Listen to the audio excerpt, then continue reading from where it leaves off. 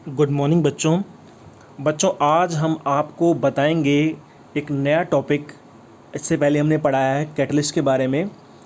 Catalyst के बाद हमारा जो नया टॉपिक स्टार्ट होता है वो स्टार्ट होता है कोलाइड्स के बारे में।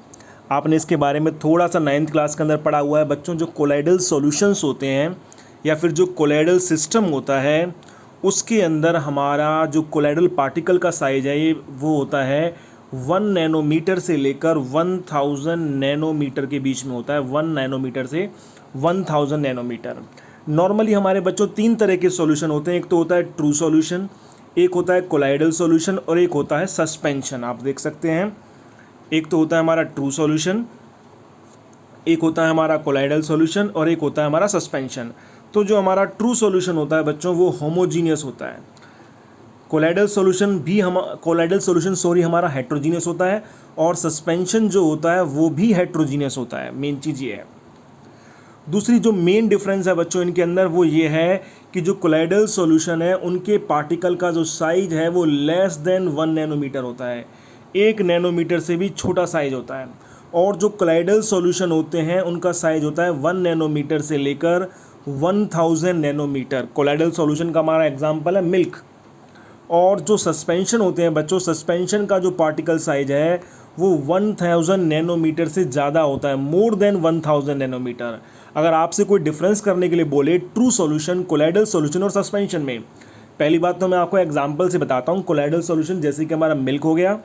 ट्रू सॉल्यूशन वही जो सॉल्यूशन हमने पढ़ा था हमारा 2nd चैप्टर के अंदर, जो सॉल्यूशन पढ़ा था हमने, जैसे मैंने शुगर को डिज़ोल्व कर दिया वाटर में तो जो होमोजीनियस सिस्टम बना, वो सॉल्यूशन जो बना, या नमक को पानी में घोल दिया, वो ट्रू सॉल्यूशन है। कोलाइडल सॉल्यूशन हमारा मिल्क है। और सस्पेंशन का मतलब जैसे मैंने रेत को मिट्टी में डाला, आप देख सकते हैं बहुत सारे पार्टिकल, सैंड के बहुत सारे पार्टिकल सस्पेंडेड रह जाते हैं, उसमें लटके रह जाते हैं, तो उसे बोलते हैं सस्पेंशन। ठीक है बच्चों, ये तो हमारी इमेज क्लियर हो गई माइंड के अंदर। दूसरी बात हमारी बच्चों ये है कि जो हमारा ट्रू सॉल्यूशन है उसके पार्टिकल का साइज हमारा जो होता है वो 1 नैनोमीटर से छोटा होता है, लेस देन 1 नैनोमीटर होता है। और जबकि हमारा जो कोलाइडल सॉल्यूशन है उसके पार्टिकल का साइज 1 नैनोमीटर से 1000 नैनोमीटर, और सस्पेंशन का जो पार्टिकल का साइज है वो ग्रेटर देन 1000 नैनोमीटर होता है। ये सबसे इंपॉर्टेंट पॉइंट है इनके बीच में डिफरेंस का। दूसरी बात बच्चों, जो ट्रू सॉल्यूशन होता है वो होमोजीनियस होता है, कोलाइडल सॉल्यूशन हेट्रोजीनियस होता है और सस्पेंशन भी हेट्रोजीनियस होता है। जो ट्रू सॉल्यूशन है वो ऑर्डिनरी फिल्टर पेपर से आसानी से पास हो जाता है और एनिमल मेम्ब्रेन से भी पास हो जाता है। जबकि हमारा जो कोलाइडल सॉल्यूशन है वो pass through ordinary filter paper but not through animal membrane. मतलब वो ऑर्डिनरी फिल्टर पेपर से तो पास हो जाएगा, गुजर जाएगा, लेकिन एनिमल या वेजिटेबल मेम्ब्रेन से, झिल्ली से पास नहीं होगा। जबकि हमारा जो सस्पेंशन है वो ना तो हमारा ऑर्डिनरी फिल्टर पेपर से पास होता है और ना ही वो एनिमल या वेजिटेबल मेम्ब्रेन से पास होता है। True solution do not settle, इसके सेटल नहीं होता, इसके पार्टिकल्स इनविजिबल होते हैं।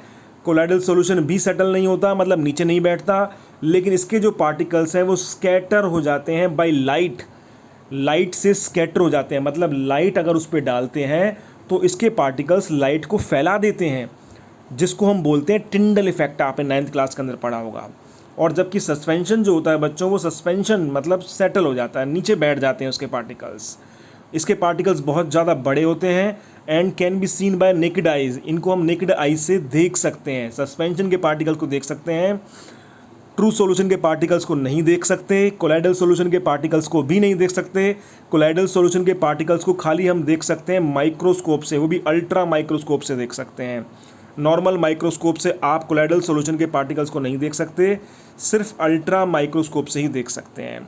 तो इतने ही बहुत है बच्चों, हमारे सिलेबस के हिसाब से इतने डिफरेंस हमारे बहुत हैं। मेन चीज़ आपको पता होना चाहिए, ट्रू सॉल्यूशन होमोजीनियस, कोलाइडल भी हेट्रोजीनियस, सस्पेंशन भी हेट्रोजीनियस, और पार्टिकल का साइज ट्रू सॉल्यूशन का लेस देन 1 नैनोमीटर, कोलाइडल का 1 नैनोमीटर टू 1000 नैनोमीटर, और सस्पेंशन का ग्रेटर देन 1000 नैनोमीटर।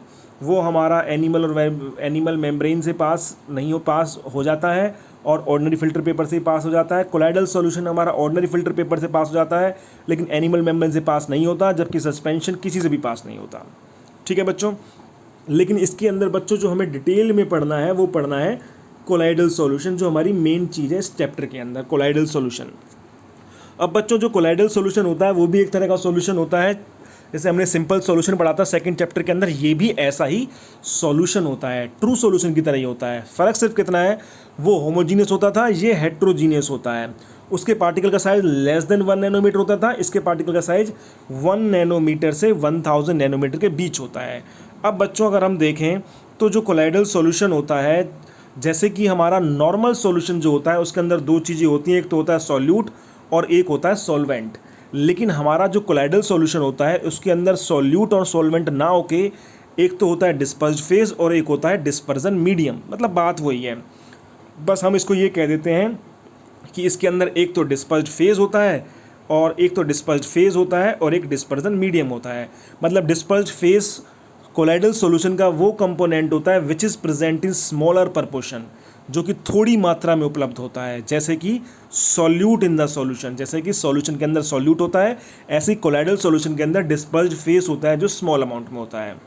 ऐसी बच्चों होता है हमारा dispersion medium. Dispersion medium generally the component present in excess, ये एक्सेस के अंदर होता है, मतलब अधिकता के अंदर होता है, जो ज़्यादा होता है।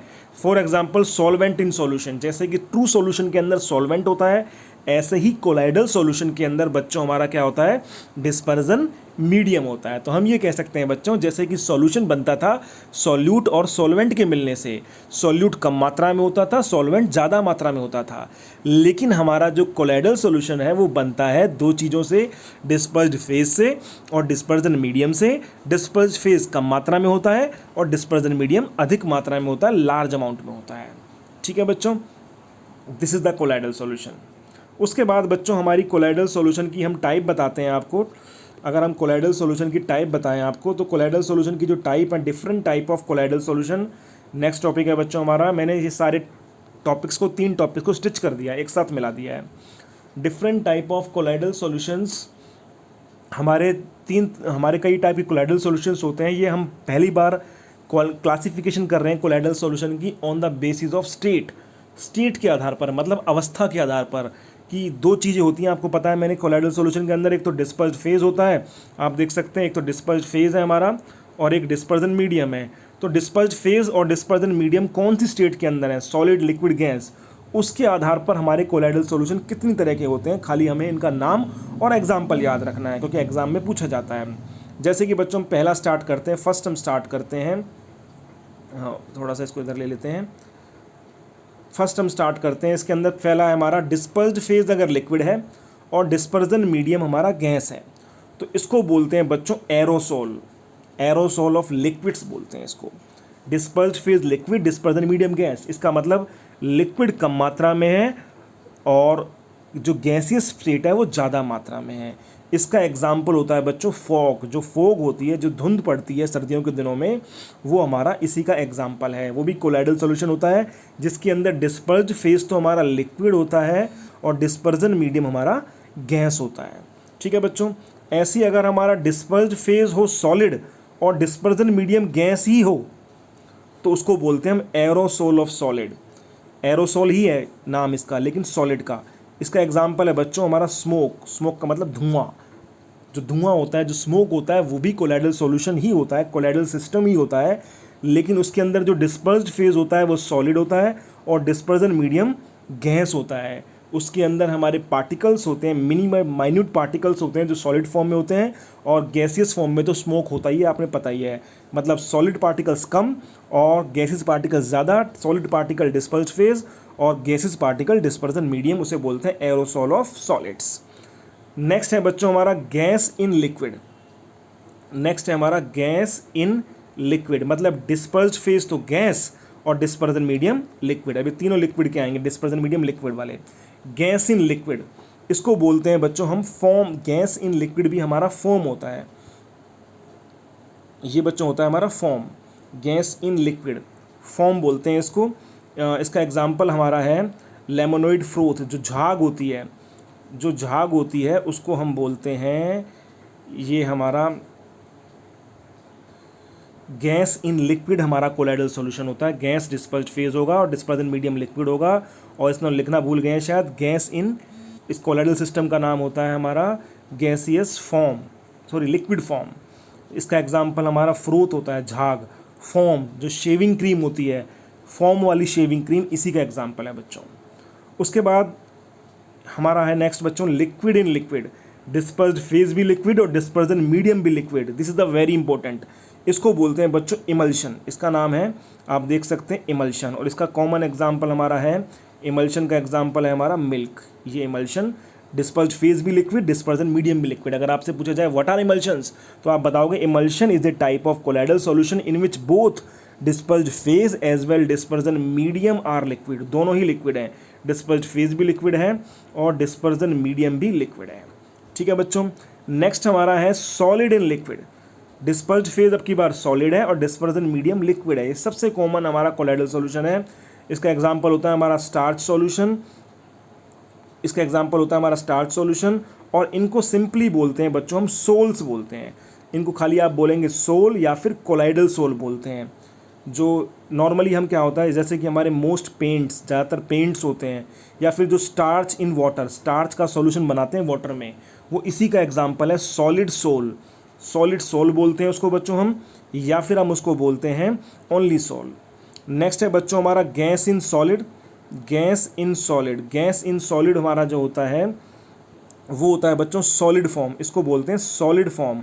ये जो सॉलिड फॉर्म होती है वो जैसे कि हमारा स्टायरीन रबड़ है, या फिर जो हमारा स्पंज होती है जो सोफ़े वगैरह के अंदर होती है, गद्दों के अंदर होती है, वो भी इसका एग्जाम्पल है हमारा। उसके बाद हमारा बच्चों है liquid in solid, dispersed phase हमारा लिक्विड है और डिस्पर्जन मीडियम हमारा, डिस्पर्स्ड फेज हमारा लिक्विड है और डिस्पर्जन जो मीडियम है बच्चों हमारा वो सॉलिड है। ये एग्जाम्पल होता है हमारा जेल का, ये हमारा एग्जाम्पल है जेल, जो जेल्स होते हैं बच्चों आप देख सकते हैं, हेयर जेल होता है जैसे कि, उसके अंदर हमारा कहने का मतलब क्या है कि जो लिक्विड है वो तो डिस्पर्स्ड फेज है और डिस्पर्जन मीडियम हमारा सॉलिड है, मतलब सॉलिड पार्ट तो ज़्यादा है और लिक्विड पार्ट कम है। इसलिए हम जहाँ पर भी सेट करते हैं उस जेल को, हेयर जेल जो होता है नॉर्मली बाल वहीं के वहीं सेट हो जाते हैं, क्योंकि वहाँ पर हमारा सॉलिड पार्ट ज़्यादा है।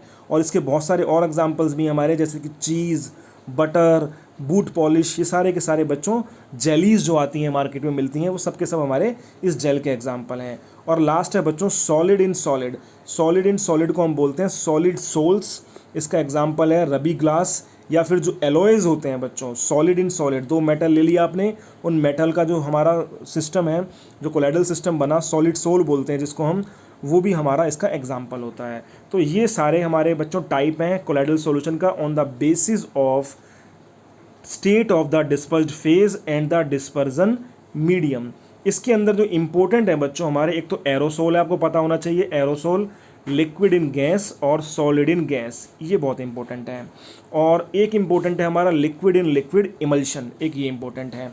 और एक हमारा इंपॉर्टेंट है बच्चों जेल, लिक्विड इन सॉलिड, ये हमारा लिक्विड इन सॉलिड जेल होता है, लिक्विड इन गैस एरोसोल होता है, सॉलिड इन गैस ये भी एरोसोल होता है, और लिक्विड इन लिक्विड हमारा इमल्शन होता है।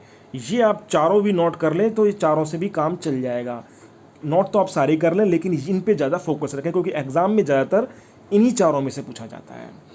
तो आज के लिए इतना ही बच्चों, इससे आगे हम कल करेंगे। Thank you very much.